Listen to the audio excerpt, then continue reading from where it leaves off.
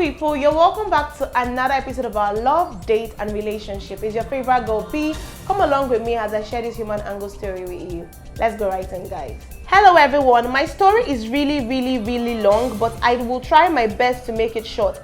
I met my husband when I was 16. He's older than me with 10 years. He asked me out for 1 year till I agreed to dating. I got pregnant at 18 and he told me he loved me so much and would like to spend the rest of his life with me. We got married and I gave birth to my son at 19. I also gave birth to my daughter and second son at 21 and 23 respectively. Everything was going on smoothly till I accidentally found out that my husband was having an affair with someone. She wasn't the only one he's cheated with, but it seemed she was the main girlfriend. I was devastated. I cried. I almost killed myself because how could this man I gave my life to do this to me? He was the first and only man I had ever known in this life. I stopped my education and everything just to raise a good home with him. I told him I wanted to leave. He begged and said he would change, but he didn't. I found out that he refused to leave his girlfriend alone. I threatened to leave him, but he told me he knows I won't go anywhere because my parents are poor and I have 3 children. How will I raise 3 children on my own? He fell completely in love with his mistress. Our home became a home of turmoil. In 2005, I took her number from my husband's phone and decided to call her, raining insults and curses on her. However, my children came to me crying, saying they were hungry, and I shouted at them. I felt bad and questioned myself as to why I poured my anger on them.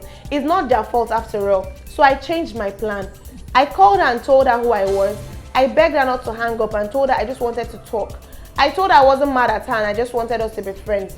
She was skeptical at first, but I promised her that I meant no harm and was serious about it. We began to talk on the phone and through text messages since there was no WhatsApp or social media at that time, or at least I didn't know about them.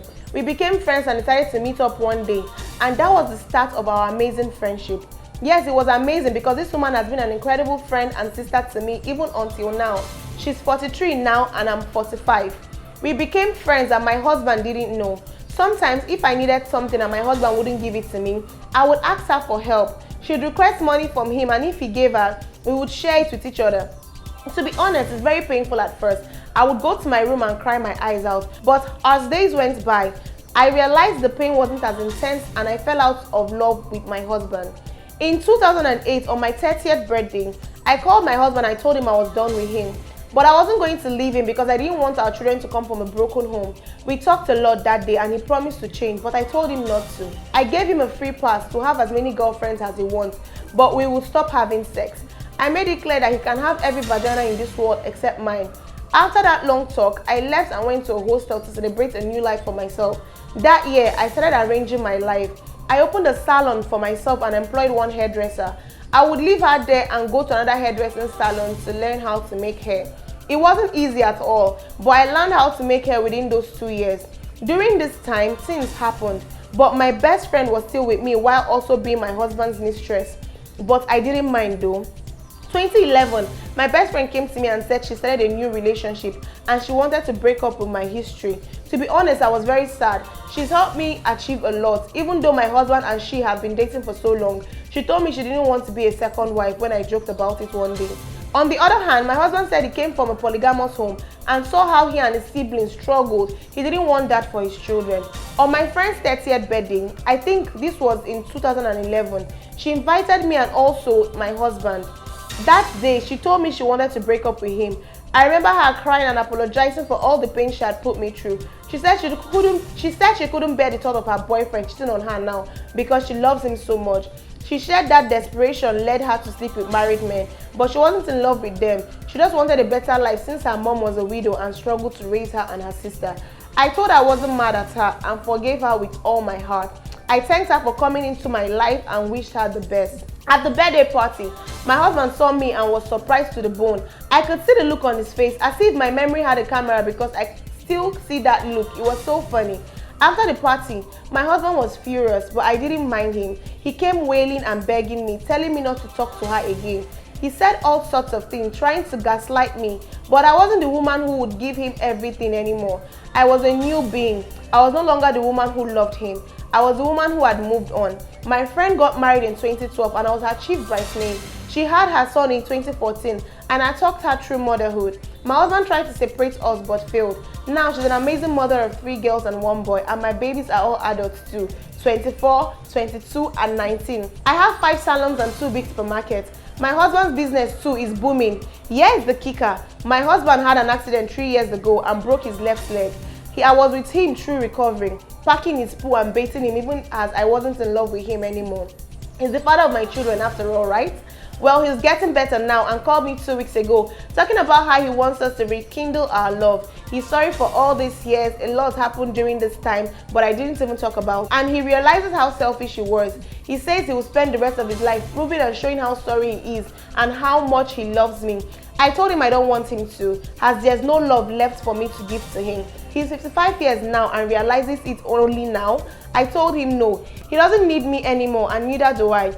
I'll be 45 in September. I want to start traveling and enjoying my life. I had been deprived of sex for 11 years until I started seeing a young man of 29 years old last year. It's okay to judge me, I don't care. I've suffered a lot. His elder brothers and uncles called me last week for a meeting and invited my children so they could guilt trip me. My 24-year-old son said he loves his dad so much and will stand by him through anything because he's the best dad ever. But he acknowledges that his dad isn't a good husband to his mom. He said he wants his mom to be happy, and my daughter and youngest son agreed with him. They all said they want mommy to be happy. I cried, to be honest. I did throughout that day. When did my little babies become this mature? But at the same time, I felt guilty. I'm questioning myself. Am I selfish? Am I depriving my children of something? My daughter said she wants her future husband to be a father like her father, but she doesn't want him to be a husband like her father. It hit me hard. I told my husband to marry another woman and treat her well if he likes, but I can't be the wife I once was. And my children supported my decision. They love their dad so much, but they don't want us to be together. I hope I'm not being too selfish. I know my children are okay, but I feel bad that they have to witness this. Am I a bad mom? Do they feel bad but don't want to tell me to avoid hurting my feelings? Am I making the right decisions? Am I? That was a long read. Dear writer, I want to tell you with my full chest. See, your kids are already 24, 22 and 19. And for them to have sat during that meeting and said that they love their dad so much, but he has not been a good husband to you, they acknowledge that fact. Trust me, in a family, children see everything, they hear everything, they know everything. Even if you think that they are not mentally, mature to understand that, trust me, they understand what is going on. So for your kids to tell you that they are fine and they want you to be happy, you are 45 years old now, ma'am.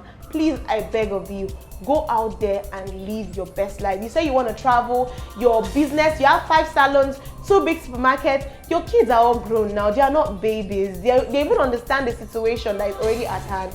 So please, ma, I'm begging you, go and live your best life. So many a times, women are victims of marrying at a very young age when they understand little or nothing. And men can understand that. They capitalize on that because there's a 10 years gap between this married couple.